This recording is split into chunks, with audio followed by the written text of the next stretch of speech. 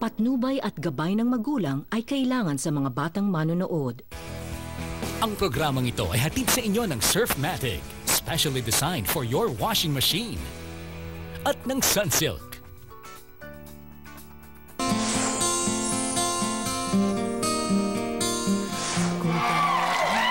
Hello! Hello po mga kapatid! Sa buhay, mayroong isang moment, may isang natatanging kaganapan o turning point nga po ang ating tinatawag dyan, na sa isang iglap lamang nakapagpapabago ng landas ng ating pupuntahan. Parang ako po, siguro, in the more recent past, ito pong paglipat ko ng estasyon, napakalaking desisyon po sa aking buhay niyan.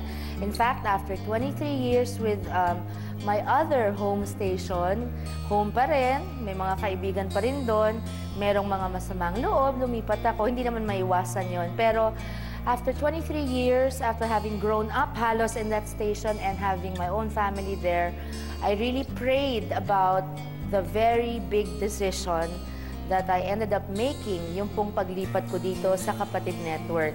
At alam niyo po bang sa pagdarasal ko niya, napakarami kong hiningi na sign. At tuwing bibigyan ako ng sign, parang humihingi pa ako ulit ng isa pa. Hanggang sa sobra ng kalilinaw at kalalaki ng mga sign na hindi ko na maiwasang hindi pansinin. Kaya ngayon naman po, nandito ako and I'm a proud kapatid na nakakaramdam pa rin ng pagmamahal at pag-aalaga ng aking mga kapwa-kapatid dito sa aking bagong tahanan. Kaya ngayong araw naman po, sabay-sabay nating balikan ang mga natatanging one moment in time, ika nga na ito ng ating mga kapatid. Ako po si Sharon, tandaan nyo, lagi mo akong kasama, mga kapatid ko.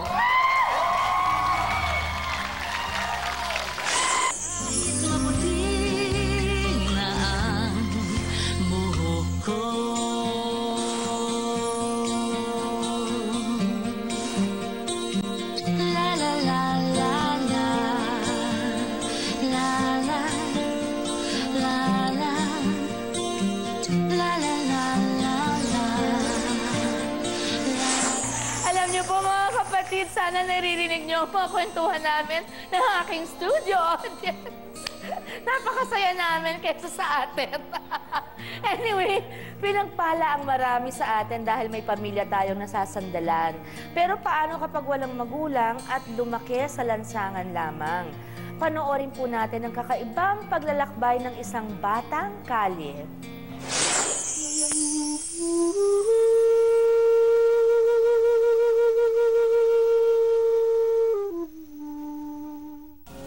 Tawagin niyo lang po akong Rusty, taga Cagayan de Oro po. Bago naging tuwid ang daan ng aking buhay sa kasalukuyan, tinahak ko ang baku-bakong daan ng aking masalimuot na nakaraan. 5 taon lang ako nang umalis kami ni Kuya sa aming bahay dahil sa kahirapan ng aming pamilya.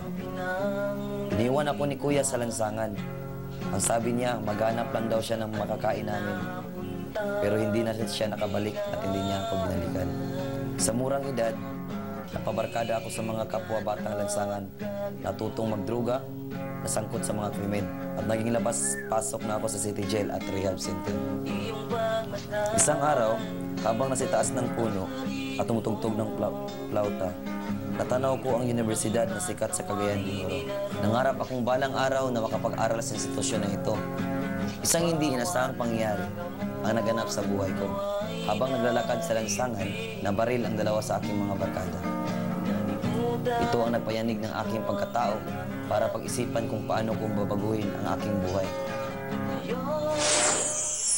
Ang inspirasyon po ng maraming kabataang nasa lansangan, si Rusty Quintana. Rusty! Magandang gabi. Welcome sa ating show. Magandang hapon sa'yo.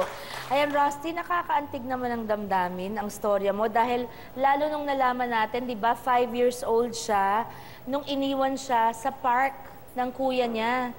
Yun pala, hindi na siya binalikan.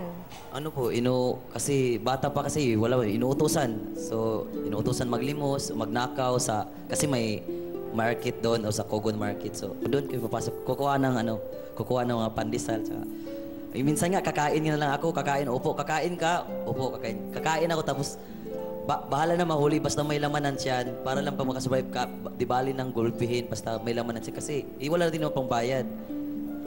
So hanggang sa sumali ako sa mga grupo, may mga group kasi din eh. So pag nakikita Parang nilang... gang? O parang pag potential ka, so hindi ko alam, may humahawak na rin, di ba?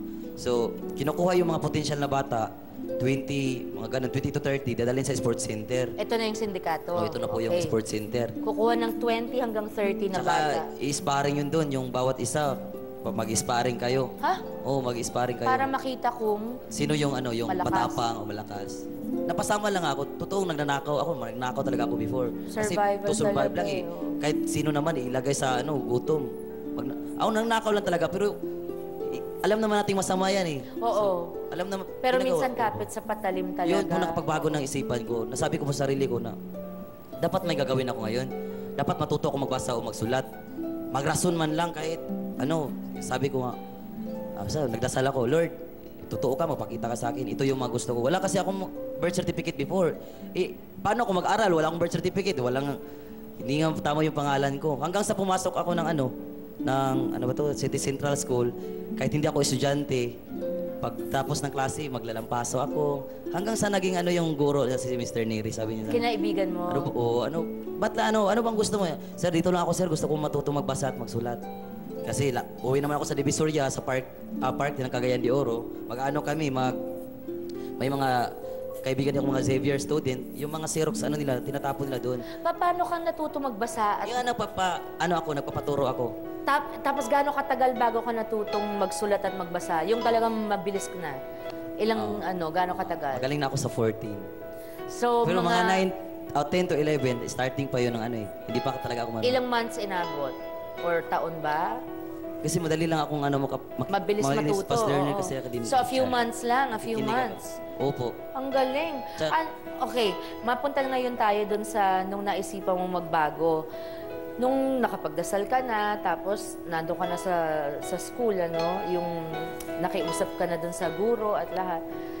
Dito sa painting na ikinikwento mo sa amin kanina, yung may nagfo-flute, di ba yung isang kamay niya may dugo? Mamaya tatanong natin yan, Pero anong meron sa painting, sa tourism showroom na yun, at napaiyak ka nung nakita mo? Anong naramdaman mo? Ano ang nakita mo? Nakita mo bang ikaw nung bata ka, na inosente, tapos merong parte na may dugo, na anong naramdaman mo? Actually, kakalabas ko lang ng rehab noon.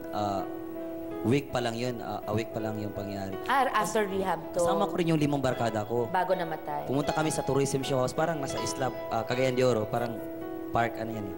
So pumunta kami doon, 5 kami, napahinto ako kasi may exhibit eh. Tsaka kasi mahilig ako mag-play ng flute. Bata pa ako, bumili ako ng 10 pesos na Sana meron ka ngayon. Meron akong flute, Mamaya, dala sige. po. So yun, mahilig din ako mag-carve. Nasa akin na yun kasi wala lang mentor. So ito yung Artistic nangyari ka talaga. Nakita ko yung painting, umupo ako, tinitigan ko lang. Sabi ko, ako yan eh. Parang, ako yan, umiyak ako. Kasi nakita kong luhaan siya, tsaka yung kamay niya, dumudugo. Kahit naisip ko, nasabi ko sa sarili ko, magulo na yung mundo niya, pero nagawa niya pa rin mag-play ng flute. Kasi, siguro nga, kasi mahapdi yung kapon ko. Hindi nga naman intindihan ng ibang tao kasi wala naman sila sa paglaki mo. Kung ang Panginoon lang yung may alam sa puso ko. So, yun, umiyak ako. Hindi na naintindihan ng kasama ko, ba't ako umiyak? Iniwan nga nila ako. Ba't raw ako umiyak? Ano nakikita ko, yung painting lang yun eh. Iba kasi yung pagdating sa akin. Kaya yung painting yun, naging din sa akin.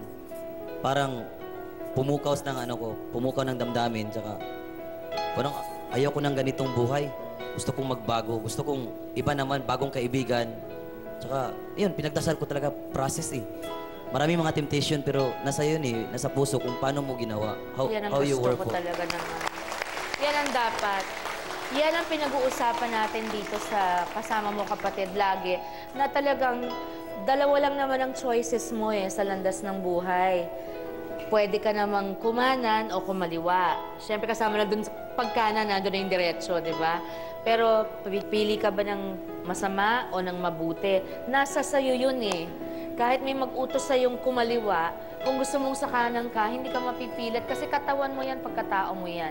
So, proud na proud ako sa'yo, Rusty, kasi alam mo, ako nag-succeed man or marami sa atin dito naging successful kasi hindi tayo dumaan sa hirap na dinaanan niya, nabigyan tayo ng magandang, kumbaga, pagmumulan, hindi ba?